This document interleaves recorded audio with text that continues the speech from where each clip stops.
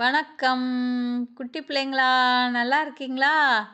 இன்னைக்கு நம்ம என்ன கதை பார்க்க போறோம்னா, வயசானவங்களோட அனுபவத்த பத்தி தான். பாப்போமா? ஒரு ஊர்ல ஒரு ராஜா இருப்பாராம்.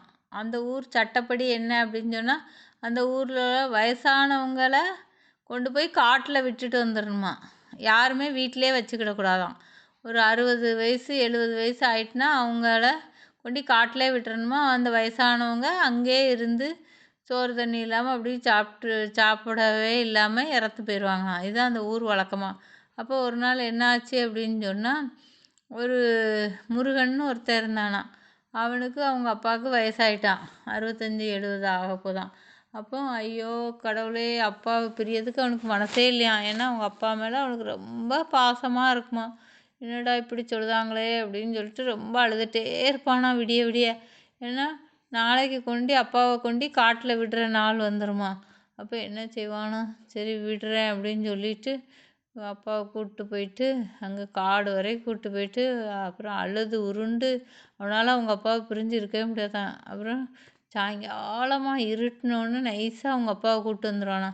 கூப்பிட்டு வந்து வீட்டுக்குள்ளே ஒரு சுரங்கப்பாதை மாதிரி அமைச்சு உள்ளே வச்சுருவானா. அப்பா வெளில வர வேண்டாம் அப்படின்னு சொல்லிட்டு. சரின்னு சொல்லி அவங்க அப்பாவும் மகனை பாசத்தை பார்த்து சந்தோஷப்படுவாராம். பரவாயில்ல, மற்றவங்களோட நம்ம பையன் நம்ம மேலே பாசமாக இருக்கான்னு. ஏன்னா அந்த ஊரில் யாருமே வயசாயிட்டா ஒரு 65 வயசுக்கு மேலே ஆயிட்டுன்னா அவங்க அப்பாவை கொண்டு காட்டில் விட்டுறணுமா.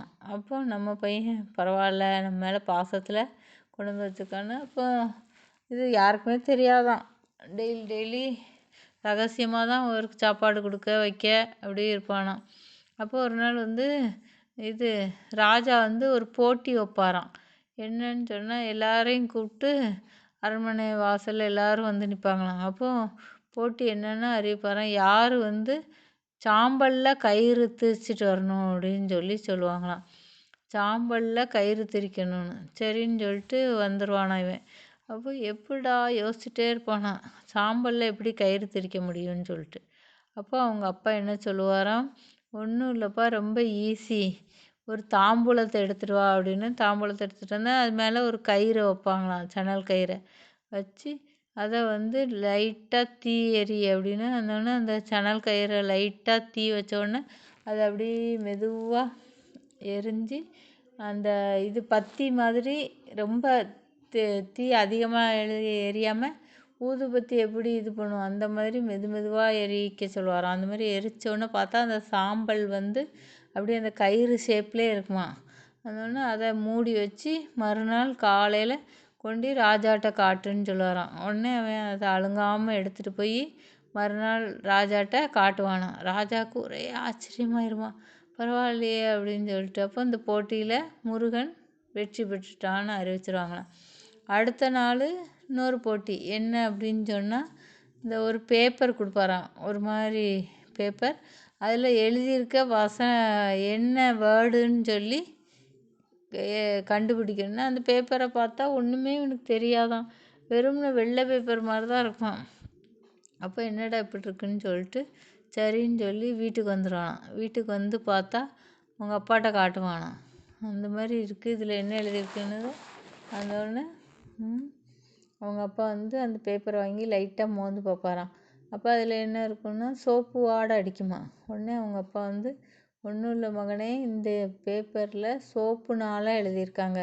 சோப்புனால் எழுதுனதை நம்ம சாதாரணமாக பார்க்க முடியாது. நீ என்ன பண்ணு, ஒரு பாத்திரத்தில் தண்ணி கொண்டு வான்னு சொல்லுவாராம்.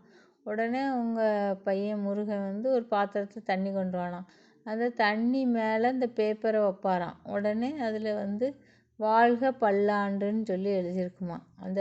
அப்போது இவன்கிட்ட சொல்லுவாராம், பேப்பரில் சோப்பு வச்சு எழுதியிருக்கு.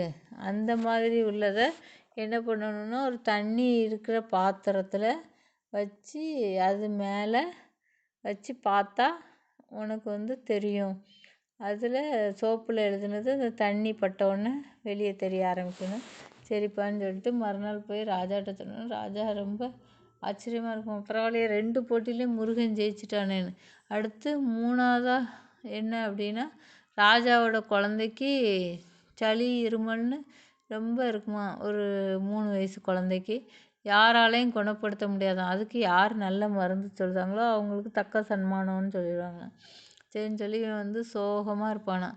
அப்போ அவங்க அப்பா என்னப்பா அப்படின்னதும், இல்லைப்பா இது 3வது கடைசி போட்டி. என்னென்னா ராஜாவோட குழந்தைக்கு ரொம்ப சளி இருமல் இருக்கான். அதை எவ்வளோ மருந்து கொடுத்தும் குணமாகலையாம்.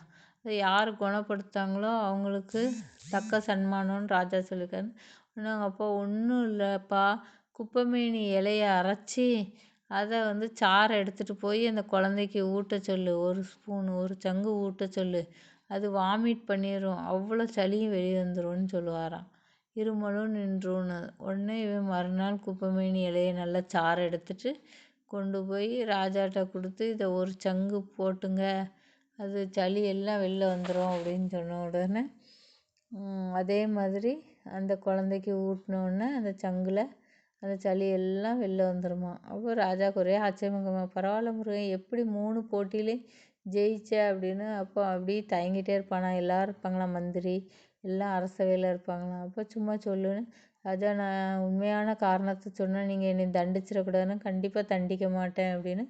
அப்போ சத்தியம் பண்ணுங்கன்னு. ராஜாவும் சத்தியமாக நீ உண்மையான காரணத்தை சொல்லு, உடனே நான் வந்து தண்டிக்க மாட்டேன்னதும் உடனே அவன் சொல்லுவானா, அதாவது இது எல்லாமே எங்கள் அப்பா தானே, உங்கள் அப்பாவை தான் நீ காட்டுக்குள்ளே கொண்டு விட்டுட்டே அப்படிமா ராஜா. இல்லை ராஜா, நான் கூப்பிட்டு போனேன், ஆனால் என்னால் எங்கள் அப்பாவை பிரிஞ்சு இருக்கவே முடியலை, அதனால் கூப்பிட்டு வந்துட்டேன். வயசானவங்க இருந்தால் நமக்கு ஒரு அனுபவம் தான், அவங்களோட அனுபவம்லாம் நமக்கு ஒரு பாடமாக இருக்கும். இப்போ முதல்ல வந்து சணல் கயிறு திரிக்க சொன்னீங்க, எனக்கு என்ன செய்யணே தெரில, எங்கள் அப்பா தான் சொன்னாங்க, அப்படியே ஒரு சணல் கயிறை எடுத்து அதை தீ எரித்தா அந்த சாம்பல் வந்து கயிறு மாதிரியே இருக்கும் அப்படின்னு சொன்னாங்க. சாம்பல் கயிறு திரிக்கிறத திரிச்சிட்டு வந்தேன். 2வது சோப்பில் நீங்கள் எழுதி தந்தீங்க, எனக்கு என்னன்னே தெரியல, எங்கள் அப்பா வந்து அதை லைட்டாக மோந்து பார்த்துட்டு ஒரு தண்ணியில் வச்சு படித்து பார்த்தாங்க, வாழ்க பல்லாண்டுன்னு எழுதியிருந்தது. அதே மாதிரி 3வது உங்கள் குழந்தைக்கு உடம்பு சரியில்லை. அப்போ அப்பா தான் சொன்னாங்க, இந்த குப்பைமேனி இலையை அரைச்சி 1 மடக்கு குடித்தா அந்த குழந்த வந்து வாமிட் பண்ணிடும், சளி எல்லாம் வெளியே வந்துடும்னு.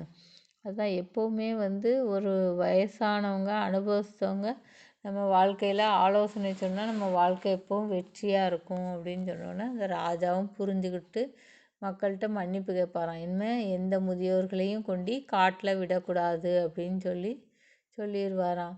என்ன குட்டி பிள்ளைங்களா, அந்த கதை பிடிச்சிருந்ததா?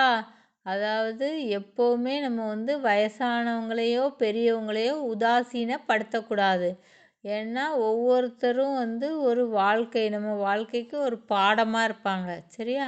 அவங்க அனுபவங்களை நமக்கு சொல்லி தருவாங்க, கற்றுத்தருவாங்க, ஆலோசனை சொல்லுவாங்க. சில விஷயங்களை நம்மளால் முடிவெடுக்க முடியாத அந்த மாதிரி வயசான பெரியவங்ககிட்ட கேட்டு முடிவெடுத்துக்கலாம். புரிஞ்சுதா? நீங்களும் இந்த கதையிலேருந்து என்ன தெரிஞ்சுக்கிட்டீங்க? பெரியவங்களை நம்ம மதித்து பொக்கிஷம் போல் பாதுகாக்கணும்னு. புரிஞ்சுதா?